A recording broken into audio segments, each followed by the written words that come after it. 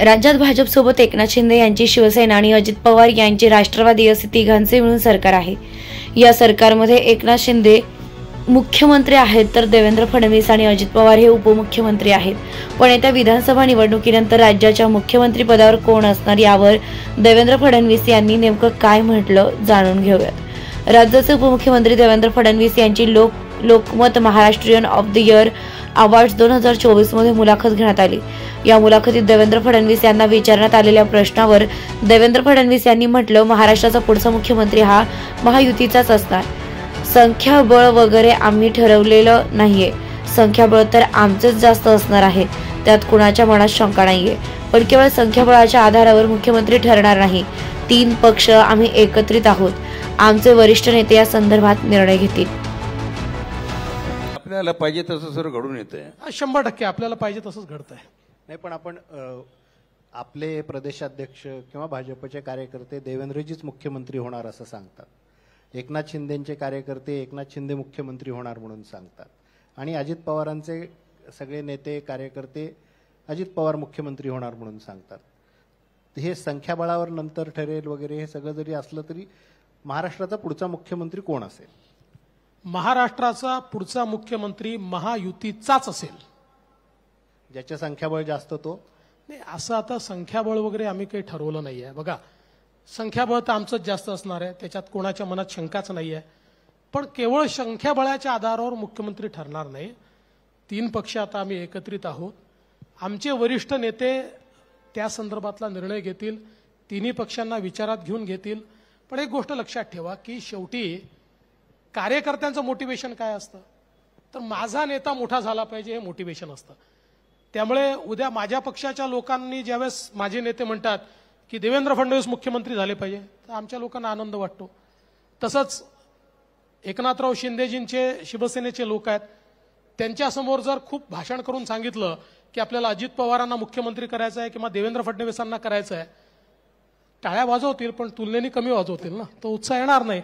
त्यामुळे तिथे शेवटी त्यांच्या पक्षामध्ये त्यांच्या लोकांना हेच वाटतं की एकनाथराव शिंदेंना केलं पाहिजे आणि अजितदादांच्या पक्षात त्यांच्या कार्यकर्त्यांना वाटतं की दादांना केलं पाहिजे। पण अल्टिमेटली आम्ही तिघं एकत्रित याचा निर्णय करू आणि याच्यामध्ये मोठा रोल हा भारतीय जनता पक्षाच्या केंद्रीय नेतृत्वाचा असेल। पण तिन्ही पक्षांना विचारात घेऊन निर्णय घेण्यात येईल। एक लक्षात घ्या की कार्यकर्त्याचं मोटिवेशन काय असतं, तर माझा नेता मोठा झाला पाहिजे हे मोटिवेशन असतं। देवेंद्र फडणवीस मुख्यमंत्री झाले पाहिजे असं म्हटलं तर भाजपचे पदाधिकारी आनंदी होतात। तसेच एकनाथ शिंदेच्या पदाधिकाऱ्यांसमोर म्हटलं की देवेंद्र फडणवीस किंवा अजित पवारांना मुख्यमंत्री केलं पाहिजे तर ते टाळ्या वाजवतील, पण तुलनेत कमी वाजतील। तो उत्साह नसेल, कारण त्यांच्या पक्षाच्या कार्यकर्त्यांना वाटते की एकनाथ शिंदे यांना मुख्यमंत्री केलं पाहिजे। आम्ही तिघे एकत्रित याबाबत निर्णय घेऊ आणि यामध्ये मोठा रोल हा भाजपच्या केंद्रीय नेतृत्वाचा असणार आहे, असंही देवेंद्र फडणवीस यांनी म्हटलंय। महायुतीत मनसे कुठे असेल, मनसे कुठे असेल हे तर वेळेस सांगेल। आज राज ठाकरे यांच्यासोबत मैत्री आहे, आमच्या गाठीभेटी होतात, काही सूचना अनेकदा ते करतात, काही वेळा टीका सुद्धा करतात, पण सोबत काम करणार की नाही हे लवकरच आपल्याला कळेल। याबाबत आम्ही अद्याप निर्णय केलेला नाहीये, असंही देवेंद्र फडणवीस म्हणाले आहेत। याच्यात मनसे देखील हल्ली तुमच्या असतील, एकनाथराव शिंदेच्या असतील, राज ठाकरेंच्या भेटीगाठी खूप वाढलेल्या आहेत। मनसे कुठे असेल या सगळ्या तुमच्या महायुतीत? आता मनसे कुठे असेल हे तर आपल्याला समय बताएगा ते कुठे असतील। पण आमची निश्चितपणे राज ठाकरे यांच्यासोबत मैत्री आहे, आमच्या गाठीभेटी होतात, आम्ही अनेक विषयांवर गप्पा देखील मारतो आणि काही चांगल्या सूचना देखील ते अनेक वेळा करतात, कधी आमच्यावर टीकाही करतात।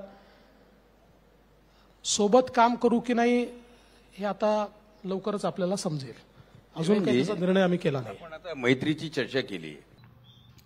उद्धव ठाकरे तुमच्यासोबत येणार का? उद्धव ठाकरेंसोबत तुमची जुनी मैत्री आहे, मग ते तुमच्यासोबत येतील का? या प्रश्नावर देवेंद्र फडणवीस म्हणाले, उद्धव ठाकरे आमच्यासोबत येण्याची कुठली शक्यता नाही. याचं कारण असं की उद्धवजींनी आमच्यासाठी आपली दारे बंद केली आहेत. राजकारणात सर्वांचा एक पॉलिटिकल अजेंडा असतो. पॉलिटिकल अजेंडा हा वेगळा असला तरी एकत्रित येता येणं. पण आता आमची मनं दुखावली आहेत. ज्या प्रकारे उद्धव ठाकरे पंतप्रधानांवर टीका करत आहेत, खालच्या पातळीवर बोलत आहेत, या सर्व गोष्टींनी मनं दुखावली आहेत. जिथे मन दुखावली जातात तिथे युती नाही. जिथे मन दुखावलेली असतात, दुरावलेली असतात, तिथे एकत्रित जाणं कठीण आहे. तसं सर्वांशीच आपली मैत्री आहे, कारण आपण राजकारण आणि मैत्री दोन्ही मिक्स करत नाही. तर या मैत्रीमध्ये आता अजितदादांची घट्ट झाली मैत्री, शिंदे साहेबांशी झालेली आहे. मग उद्धव ठाकरेंची आपली जुनी मैत्री आहेच. तर ती मैत्री जी आहे मग ती तुमच्यासोबत येतील का? काही अशी चर्चा आहे का? उद्धवजी आमच्यासोबत येण्याची कुठलीही शक्यता नाही. It is absolutely no chance. Nitish Kumar येऊ शकतात तर उद्धवजी का नाही? याचं कारण असं आहे की उद्धवजींनी आमच्याकरता आपली दारं बंद केली आणि केवळ दारं बंद केली नाहीत. शेवटी काय असतं की राजकारणामध्ये एक तुमचा पॉलिटिकल अजेंडा असतो, एक माझा असतो. पॉलिटिकल अजेंडा वेगवेगळा असू शकतो. अनेक वेळा एखाद्या पॉलिटिकल गोष्टीवर डिफरन्सेस असतात, तर त्या डिफरन्सेस आपल्याला दूर करून त्या ठिकाणी एकत्रित येता येतं. पण इथे मात्र आत्ताची परिस्थिती अशी आहे की आमची मनं दुखावली आहेत. ज्या प्रकारे त्यांचा व्यवहार राहिला आहे, ज्या प्रकारे ते पंतप्रधानांवर टीका करतात, ज्या खालच्या स्तरावर जाऊन ते आज बोलतात, या सगळ्या गोष्टींनी मनं दुखावली आहेत. आणि जिथे मनं दुखावतात तिथे अलायन्स होत नाही. पॉलिटिकल डिफरन्सेस हे दूर करता येतात आणि अलायन्स करता येते. पण जिथे मनं दुखावलेली असतात, मनं दुरावलेली असतात, तिथे एकत्रित येणं कठीण आहे. आणि ती मनं आमची दुरावलेली आहेत.